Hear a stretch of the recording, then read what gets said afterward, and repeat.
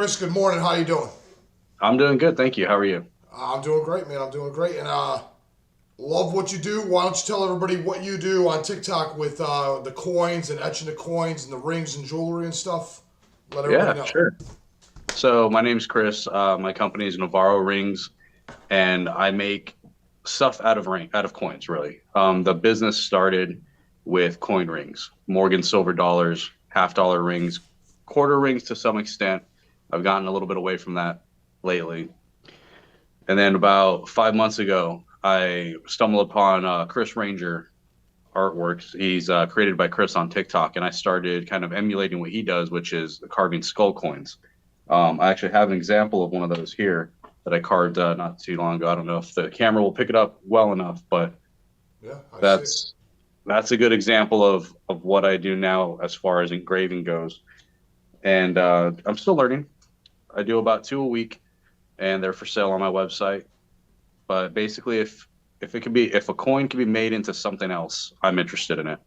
Whether it's a ring, pendants, or these carves. And yeah, it's kind of exploded over the last, I'd say, 4 or 5 months.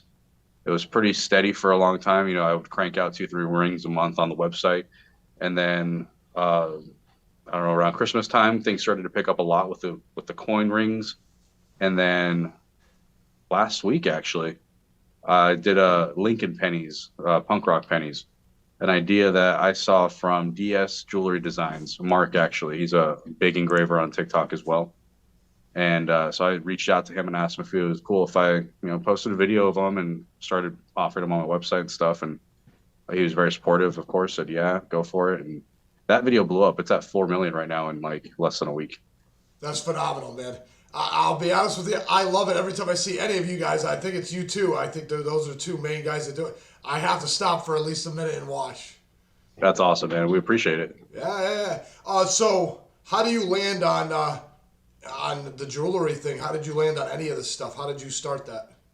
Yeah, so the very beginning, and I've told this story so many times because it's weird. Like, how does one find coin rings? That's always a question. And for me, it was I had just gotten married, and the ring that I had was a basic off Etsy okay ring. It did the job. Um, but because I had been doing so much research on rings, I decided I wanted just another ring for me, for my other hand, just something cool.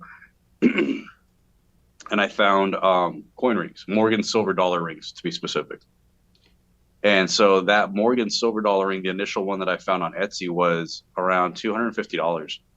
It was legit. It was real, handmade by some dude just like me, but it was really well done. But it's very expensive.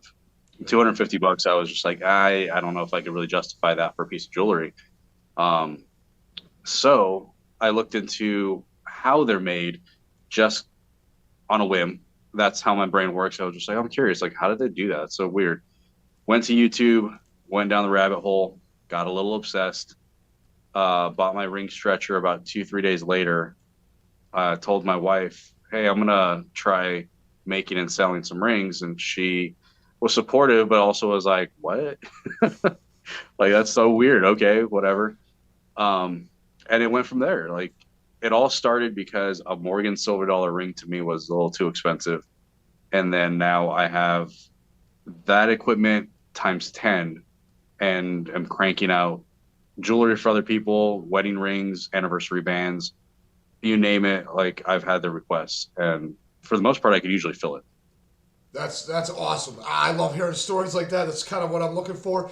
Because I'll be honest with you, I've come to the conclusion this is someone else's observation, but it's something that I truly seem to find to be true. You don't pick your passions pick you. I would agree with that. Yeah. Because would you have seen this escalating to the point where it did if you followed No, through in your mind? You don't see it, right? So no. I wonder if this is like an adventure you were supposed to have. Do you know what I mean? Yeah, possibly because like it wasn't just the coin rings. It wasn't just silver dollars and stuff like that. It's a path, like you said, and I'm not artistic. Like I can draw sometimes, but it doesn't look good. But what I've learned to do with these coins and the engraving, it's been surprising to me. I'll start an engraving and I'll start thinking, oh, okay, this looks all right. Halfway through, I'll be like, this looks like garbage. I'm gonna throw it away probably when it's done. And then by the time it's finished, I'm kind of surprised by how awesome it comes out. Because it's a process. It's not 100% my ability. I've learned how to replicate the same thing over and over again. But I'm learning as I go, and it's not something I would have ever just picked up. I never would have went and bought $3,000 in engraving equipment if not for the coin rings, and I wouldn't have done the coin rings if not for that initial kind of search on Etsy for Morgan silver dollars. That I find that you know you're exactly where you're supposed to be when you get lost in the moment. And before you know it, the product that you got is more than the sum of your own talent at the beginning, anyways. Right. And that's I agree with that. yeah, that's probably the most honest, straightforward way of looking at it because a lot of the guys I talk to, they see it in an abstract way, and you literally see it. Because basically, your wife is like, it's a hobby that won't cost a lot, and he'll leave me alone for a little while, and it's not like he has to do it for 10 hours a day. So if I peel him away from it, it's not going to kill anybody, and maybe he'll make some money. Who knows? Right. Yeah. And honestly, like it's turned into more than a hobby. For a long time, that's what we considered it. It was just like Yeah. a fun hobby, but it's a full-fledged business. We got the LLC, we got the website, um, orders keep coming in. It's crazy. It's almost a Surreal. little Surreal. surreal, yeah, Yeah. for real. Yep. Yeah. That's great, man. So what was it like buying like the second piece of equipment when you're like, man, I think I'm gonna start actually putting some time and invest some effort and see if I can do a little bit more than the first two rings. I felt a little guilty to be honest. Um, so my initial purchase was an arbor press, a 1 ton arbor press, $60 at Harbor Freight, no big deal. The ring stretcher actually was the first one. The ring stretcher was like $90 off of Amazon. Arbor press was about $60 off of out of Harbor Freight, and then the basic tools that you need, maybe another 150, $200. Then I realized at one point that I'm working too hard to make the Morgan silver dollars. I need a 6 ton press, and they have those at yeah, for real. There's no in between. It's 1 ton or 6 ton at Harbor Freight. You can probably get them somewhere else, but so I went to Harbor Freight and I looked at it, and the 6 ton press at that time was like $120, so it was double the cost of the Arbor press. And I think I had just sold a ring, and so I had a little extra money. I had 120 bucks, and so I bought it. And then I was like, oh crap! Like I'm gonna have to make, 3 more rings to pay this off, and then also to like make a little money off of it. So I felt a little guilty. And I was like, what if it doesn't work? What if I can't get it together? Because the damn thing comes in a box and it's like a rector set. You have to put it together yourself. I'm not really great at that. So as I'm building this, I'm like, shoot, what if I do this wrong and it's unusable? Like, so a lot of doubt, a lot of imposter syndrome went into it. And then once it was up and running, and I learned how to utilize it, how to make this work for me, then it clicked. But that was a good 3-4 months after that initial purchase. Wow. Okay. Yeah. 'Cause I'm not gonna lie to you. I was gonna bring up the imposter syndrome, how people feel when they start having momentum, and they came from, I don't want to say come from nowhere or anything, but come from a beginning that would have never naturally progress this way in someone's mind, you know? And I noticed too, the more I do what I'm doing here, the more little things I have to learn that I had no plans on learning, like building Yeah. something or upgrading my computer or learning how to edit audio. I didn't have a clue. And you don't realize that I think you grow a little bit when you go on these adventures because you have to unlock potential in you that doesn't exist otherwise if you didn't go and buy that extra tool. Yeah. Because you wouldn't have had to put it together. You wouldn't have had the risk, the effort, and the time, and then you sit down and now you got to hyper focus on something that has nothing to do with coins. Yeah, it changes your mentality from a hobbyist to a business owner real fast when you have to start buying equipment and upgrading. That's something that surprised me too, because in the early days, I was printing out my shipping labels and cutting them out one by one with scissors and all that crap. And I thought I was being smart by going and buying a straight edge, like straight cutter, you know. I bought one of those and I was like, oh, yeah, this is way easier, way faster. And I did all that to avoid buying a label printer because it was a $170 investment plus the labels. It doesn't make me any money, I thought, so it's kind of like a waste. But come to find out that, I finally bit the bullet about a year into this, bought the laser label printer, and I don't know how I would do this without it. If I get 15 orders at once, I can print them all out and then they're just stickers, slap them on the package, good to go. Packaging itself was another skill that I had to learn because I was in the early days, I would throw a ring in a little velvet bag, throw it in a mailer and mail it off in um, a craft mailer. So no bubble, no plastic, no water protection. And one time a client got his ring and he was like, hey, so this thing is like soaking wet and the ring almost fell out. And then it clicked. I was like, oh crap, I didn't even think about it. Like it's sunny and dry here, but by the time it gets to where it's going, who knows what it's going through? Yeah, how many places did it stop? It could stop 4 times. You don't know that, yeah. Exactly. And what the machines are doing to the package as it's going through the system. Like I didn't think about any of it. I just went cheapest. And so I upgraded to plastic bubble mailers that were waterproof, a little bit more protected. The rings got some nicer bags. And then now we've completely upgraded all of that to boxes. I don't know if I can, yeah, I can show this one. So this is what our boxes look like now, and it's like it's got branding and stuff, and it's got foam inside. Like the rings are super protected. Um, yeah, I never would have thought about that. It's all just progress, and those cost me a little bit more, not much more than those original craft mailers because I was buying those one at a time. I buy these 3,000 at a time. Yeah, yeah. And not only that, but you slap on the labeler, you put it in a good box, you got a clear conscience, and you can get back to actually making more rings without having to put all that extra time and effort in. So that in and of itself is worth a certain amount of money. It is. And I do truly believe that I got a lot of repeat customers because of their impression of the packaging. Oh They're no yeah. longer buying from some random dude on TikTok. They're buying from a business on TikTok. Yeah. And that helps. That is so cool, Christopher. I'm so glad I connected with you, man. And I thought I was going to lose you this morning. So I'm glad we took the time to make this work, and I jumped on here as soon as I could. Um, Yeah, I appreciate it.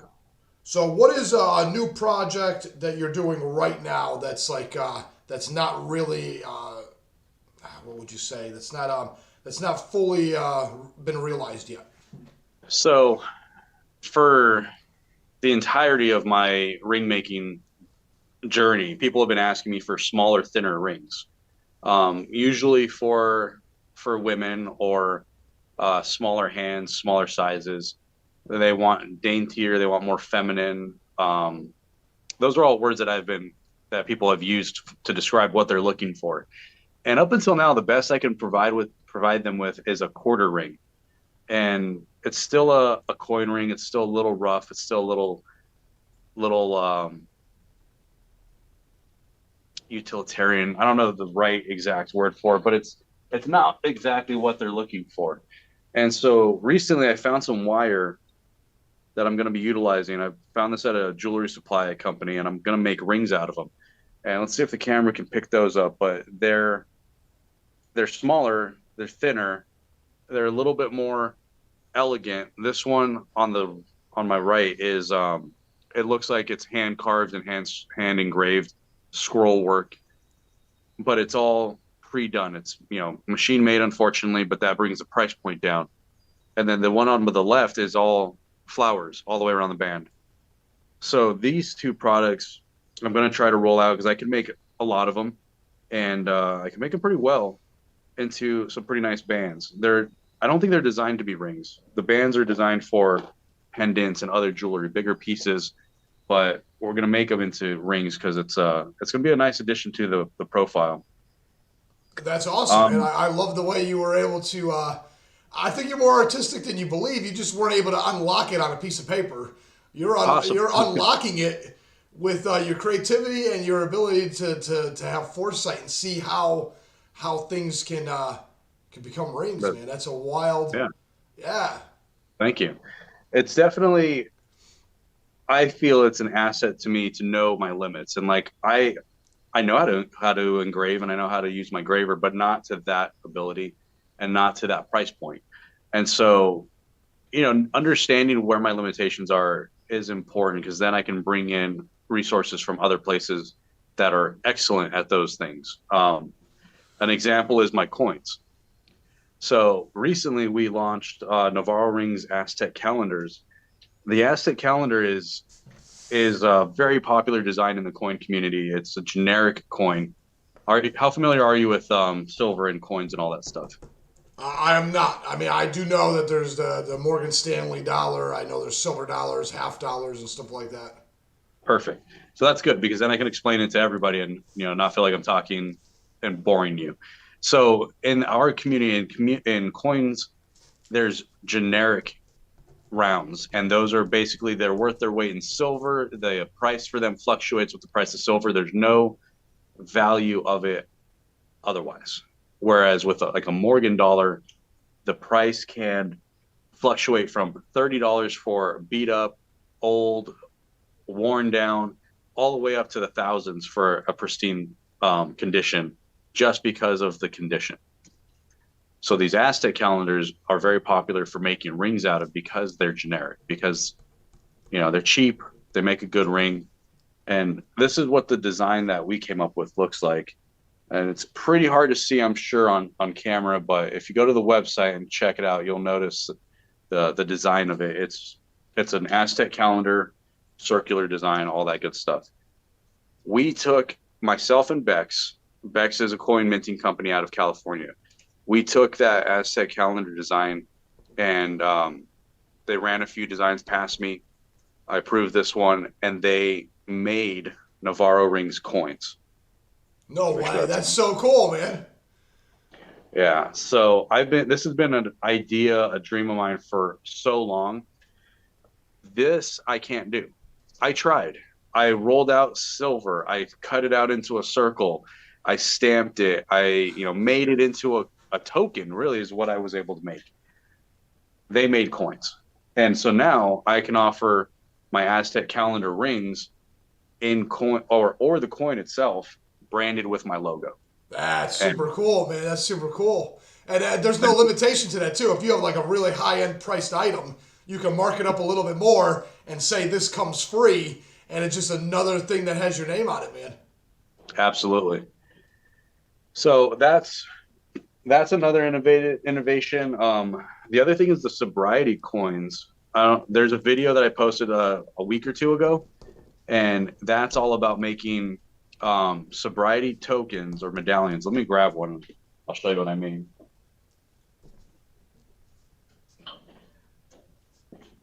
I still get the question a lot. What are those? So I know that they're not that common knowledge to everybody, but so these are sobriety tokens, and they have inscription on it. They're all pretty basic. They're what you get usually in AA to mark your anniversary of sobriety. I bought these from Bex, the same company that makes my ring or my coins, so I can make those into rings because for the entirety of my business, I've offered free sobriety token rings. If you have a sobriety token, you want me to make it into a ring, you send it to me, I'll ring it, I'll send it back free of charge. I've only had a handful of people take me up on that offer. Unfortunately, because most of these sobriety tokens are plastic, aluminum, brass, things that are not fit for everyday wear. But Bex made them in silver for us. And so now I can offer a wearable sobriety token that's not easily lost, that is something you can see all the time on your finger and have that reminder, that extra push of, of what the sobriety token means to you, whatever that is. Yeah, and that's a way easier way to carry it around on your finger, that's for sure. Yeah, and I've had feedback that it's a good reminder. You know, they can see it all the time because it's like right there in front of them. The sobriety tokens usually end up in your pocket, and They if get they are washed. seen, Yeah, yeah, they're plastic. Yeah, they're so yeah.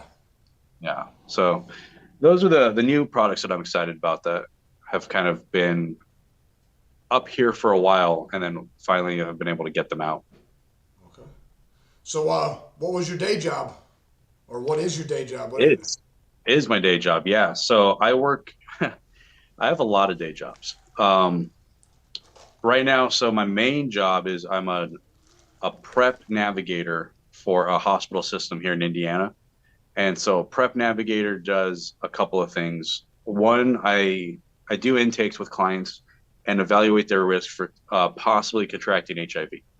And if they are at risk at all, I help them get on PrEP medication, which is pre-exposure prophylaxis. PrEP will, when taken correctly, once daily, will minimize, if not eliminate, your risk of contracting HIV should you come in contact with the virus.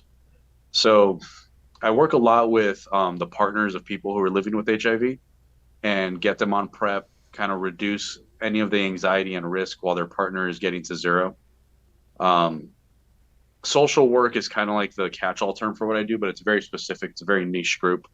Once a client's partner is no longer registered, um, their viral load isn't registered. They're at zero viral load. Then they're no longer able to transmit HIV, and then my clients can come off of PrEP if they choose. Some choose to stay on it, some choose not to. So that's day job number one. And then day job number two is I have a private practice therapy practice. Oh wow. Okay, so you're all over the place on stuff. That's really cool, man. Those are serious endeavors in and of themselves. Yeah, yeah, it And, is. and and the AIDS thing, I'm not gonna lie to you. I would have never saw like a cure to AIDS. I would have never saw them be able to get people to register a zero count on their or Yeah, have PrEP. How the heck you can block something? It's amazing how they figured that out, man. absolutely. The medications are out there, and living a normal everyday life is possible, and it is something that was kind of not seen or not believed for a long time. Um, I live in Indiana, and so it's kind of hard to even still get people to understand that like we have the medication, we can make it so much easier for people. Um, we have decent funding because of the feds, but unfortunately, our state just is not. It's not as accepting. It's not. They want to penalize and hurt those living with HIV as like a punishment because it's like they look at HIV a certain way and it just sucks. So it's really nice to be on the other side of that and help those. And we do it all for free. The clients don't pay anything for our services. Oh wow, Yeah. that's amazing all by itself. Okay, so Yeah. how'd you land on something like that? Because like you Uh, said, so I, that's a very small niche in and of itself. it is. So I got really lucky. I got fired. And when I got fired from IU, well, the hospital system that I'm working at, um, I wasn't fired. I was downsized. A department was downsized. And I expressed to them, I don't want to leave the system. I really like working here. I want to do something else within the system. And our HR department is amazing. And so they didn't just give up and say, well, I'll start applying and see what happens. They looked around for a job that would fit me. And unfortunately, that job is 2.5 hours away from where I live, but they had a remote location in my town. So they said, okay, it fits location, it fits um, qualifications, it fits interests. Let's connect you with the hiring managers. And so, really, I have to thank my hospital for finding me the job because when my department was downsized, I was a little devastated. I really didn't know what to do. They were very generous. They offered me 3 months like severance, basically. So I had 3 months to figure out what I was going to do, and it was at the last minute. Like literally, my funding was ending in 4 days. They got me hired with this another department, got me on the books so that my pay didn't get interrupted, My benefits didn't get interrupted. Everything was just so seamless. And then 3 months later, COVID hit, and Wow. we all went to remote 3 months later, and it's crazy. We learned how to redo our jobs, which for me was learning how to do the job in the first place. Then when COVID kind of let up and we went back into the hospital, we had to learn how to do a different job because we all went to go help on the front lines with vaccine clinics. Yeah. And then from vaccine clinics, we were still doing our regular HIV work. And then we transitioned back into like a normal routine. And so that's only been maybe 6, 7 months where we're just doing our job finally. Wow. Okay. So that's that was a rabbit hole I didn't see landing. All right. So yeah, you're game for anything, and you're just you're in the moment, man. And I really respect that. It's an awesome place to be, man. Yeah, pretty much. It doesn't feel like it. Like talking about it with you and like going back and kind of evaluating the timeline. It's it's crazy. It didn't feel like that. It felt like just a mess. But yeah, it's awesome.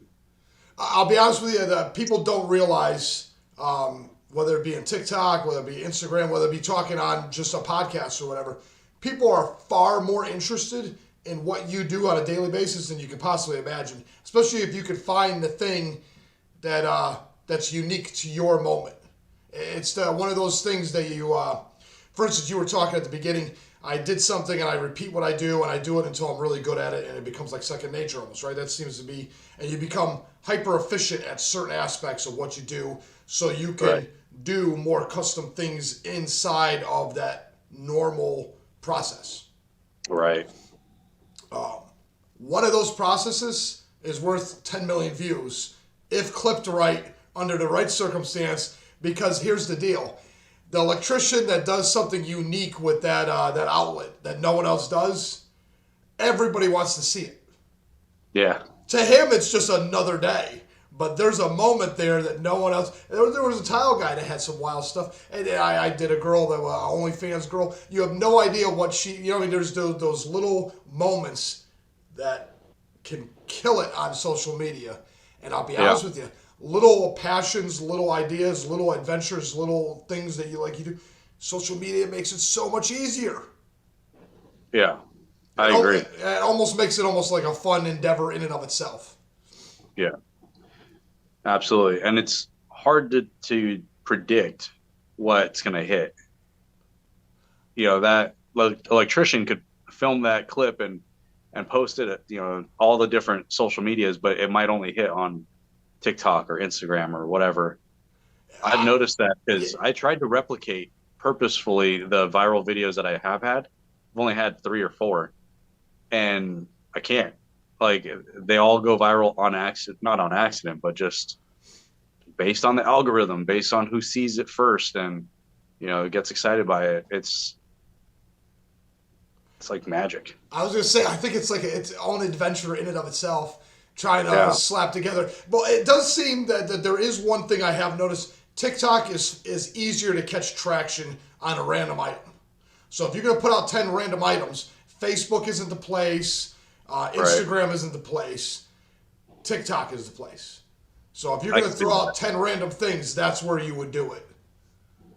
Yeah, for sure. I believe that. Yeah. And you got to have fun with it. And I think the goal can't be this has to go viral. Because every time I think I catch someone that's going to be the big one, they're not. And then the guy that I don't care about and I almost don't even publish is the one that gets like 7 times the views, 18 different countries in 1 week. And I'm like, how the heck did this happen? And I would have never predicted that that's the guy that was going to.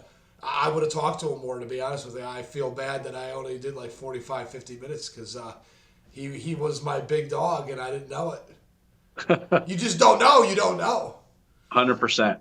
Absolutely. If I can go back and re-edit or film different angles for the popular videos, I 100% would. But, you know, Do you save any of your videos? Because I try to save all my original videos just in yeah, case I come up with an idea where I could slap a bunch. Because I did like a small little intro where I said a couple things. Then I got like 7 or 8 people that I've talked to in the past say hello. Then I said a couple more things. And then we had a couple conversations and goodbyes. Like I had 5 goodbyes in a row, or whatever. And I wouldn't have had that if I didn't have some of the raw video. You know.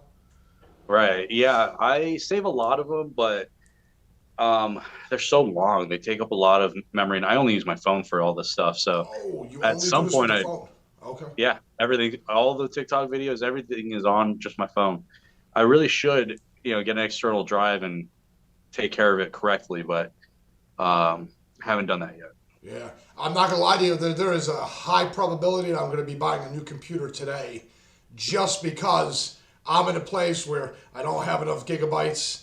I'm not using the software I want to use, and I'm on my adventure at the point where I have to put a little bit of money in. Because I have noticed the more you rely on money to be who you want to be, the less likelihood you'll actually get where you're going. I've Yeah. noticed that with losing weight. If you're relying on the actual dollar to cause you to lose weight, the probability of you losing weight goes down exponentially. If you want to be famous or you want to be good at rings or and your number one goal is to get as much money involved to the process, the likelihood seems to go down.